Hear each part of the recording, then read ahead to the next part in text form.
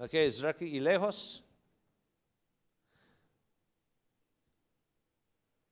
In France, Odontologie Internationale. So there's a bunch of organizations that are out there, and one of the places they work is Haiti, and that is certainly a natural connection for the French. And also, I told you, I'm not sure what group they work with, but back 20 years ago when I was in Ho Chi Minh City, I worked with some French volunteers at the dental school in Ho Chi Minh City. UK, a company or a group called DentAid, and then Facing Africa, NOMA. Again, it's interesting because it seems that just in the discussions the last couple, NOMA has come up several times in discussions, just as part of the discussion. In the States, you never hear about NOMA, never.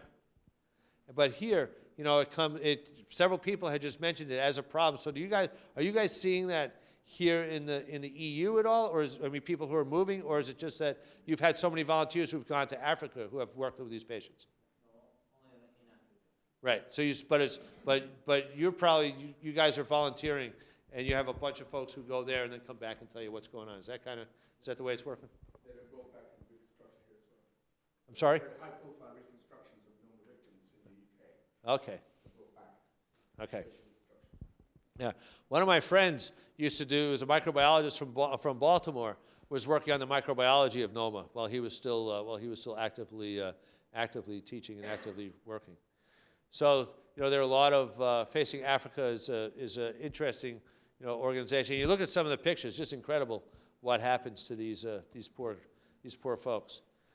In Switzerland, an organization called No NOMA, and these are things that Miguel had sent to me. It's just a smattering of organizations that are looking for volunteers, but hopefully this is something that hopefully will gain some traction, and that there will be a directory of organizations that somebody can go to. In the last couple of minutes, just want to talk about a couple of local organizations, because those of you who've been to the States, some people's vision of the States is what they see on TV, and of course, when we volunteer, and I'm sure you guys feel the same way, people all think that we're rich, and we are. I mean, relatively speaking, we are, of course. We're not like Donald Trump rich, but you guys must think it's hilarious watching what's going on in the politics in the States these days.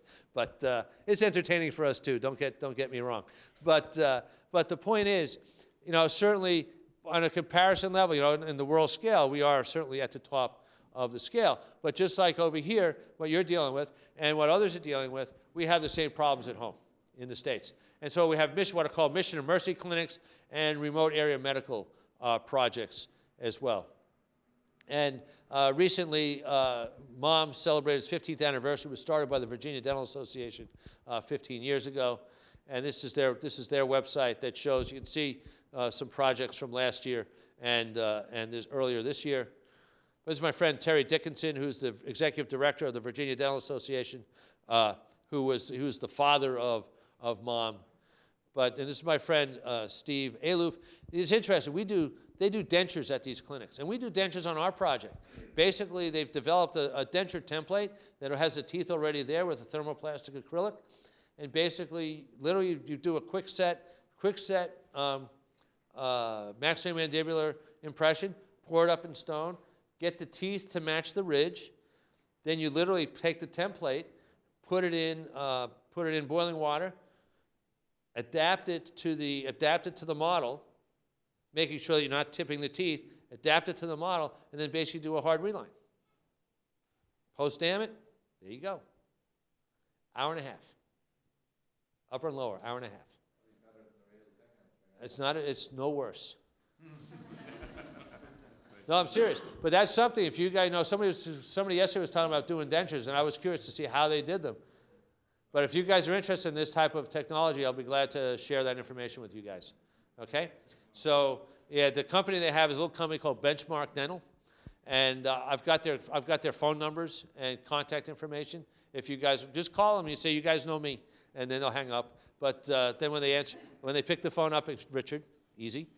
But anyway, it just gives you some idea what's what. This is what a MOM clinic looks like in the States, and you got the before and you have the after, similar to what you were showing us yesterday with the fluorose teeth and the so-called cleanings. Yeah, the cleanings. And this is the American Dentist Care Foundation is basically a big foundation in the States that basically owns all this equipment, and you can basically rent it from them. And so they can come in. Several states own their own equipment. North Carolina owns their own equipment. But this is a very expensive proposition. And I just want to go through this quickly and just show you, just finishing on a personal note. I've done a lot of the Dominican stuff. I've talked about that, quite a bit today. And that's what has brought me into open up an entire other world for me, actually. And so I've worked with RAM. Interesting, there's a little college in Virginia called Southern Virginia University.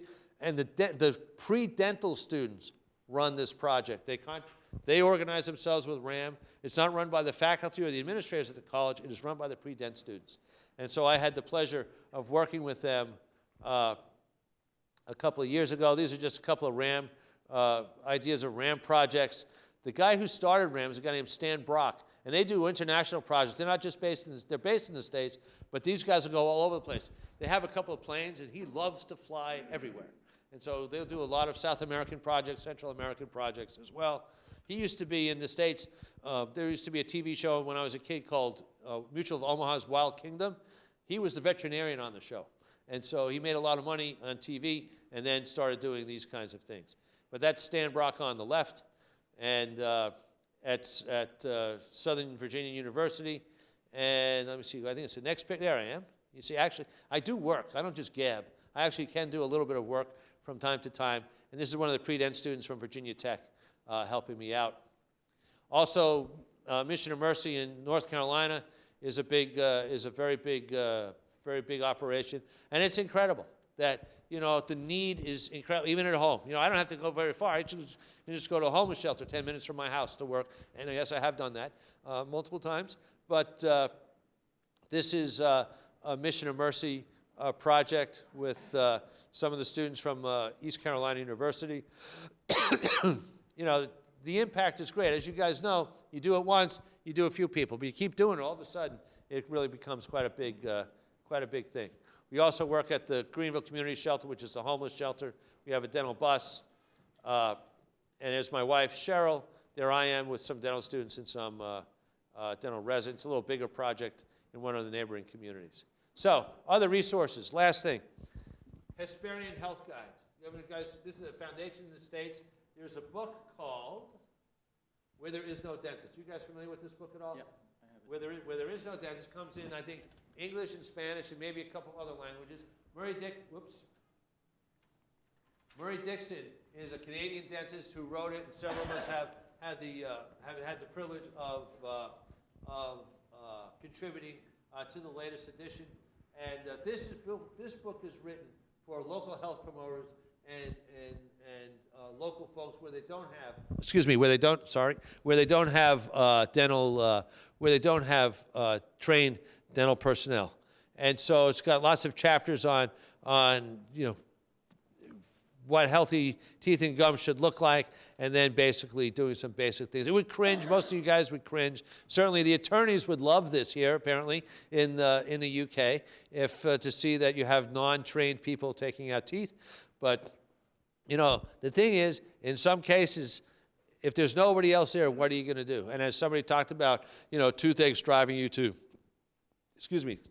contemplating suicide, those kinds of things. Now, this is our website. This is Dick Barnes, our current president.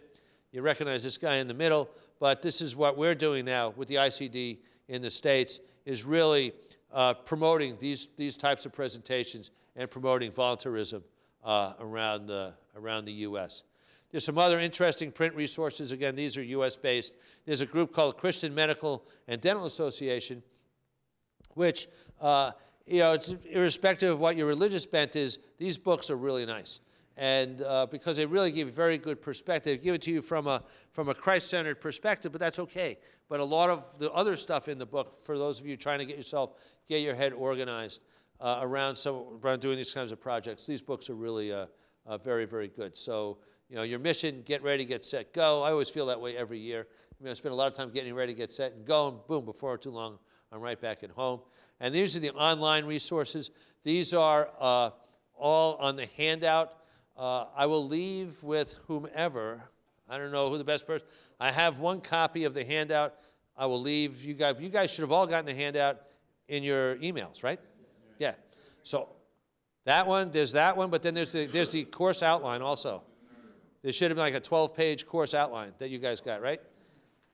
All right. Yeah, and so all these resources, yeah, I tried to share as much stuff as I could with you guys, ahead of time so that you would have it. And I think this is absolutely true. It's the most fun I have working. There's no question. I have a great time every year. Been doing it for years. Hope, God willing, I'll get a chance to do this for maybe not 34 more years, but certainly at least for the foreseeable future. So, of course, you've got to say thank you to all your providers here. So we say thanks to the guys who give us the toothbrushes. And this is a picture again from the Atlas. But I want to especially thank all of you for your attention. I want to thank you for being fellows of the college. Congratulations to the new guys. I know Simon had to leave to do what he needs to do. I really appreciate you guys taking the time today for coming. Don't worry, I'll tell Steve that you spent. Yeah, no, and I've already got a message back from Steve from the picture I sent him yesterday. But I want to thank everybody for being here. God bless all of you guys. And thank you again. I want to say special thanks to the Irish for making my visit here.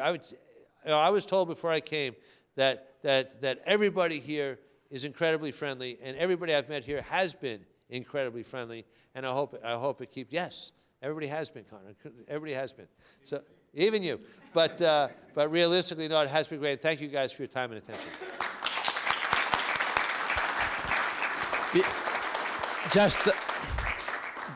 Just a second before closing this meeting, I would like to ask Dr. Paula McHenry to come here to the floor and say a few words. Please, Paula. I have the great privilege of being able to thank these two men today. I was inaugurated or inducted in Ljubljana, and this type of workshop is exactly what I imagined that I would get exposure to whenever I joined the ICD.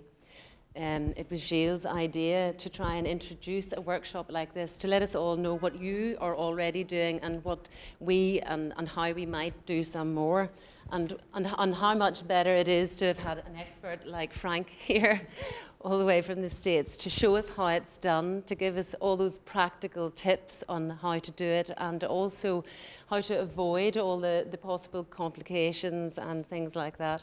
It really has been a fantastic morning for me. I'm sure you've all really enjoyed it, and it's a real pleasure to have such a lovely group of people who are so involved in giving themselves to these humanitarian missions. So thank you so much, Frank, and thank you for your idea. Thank you.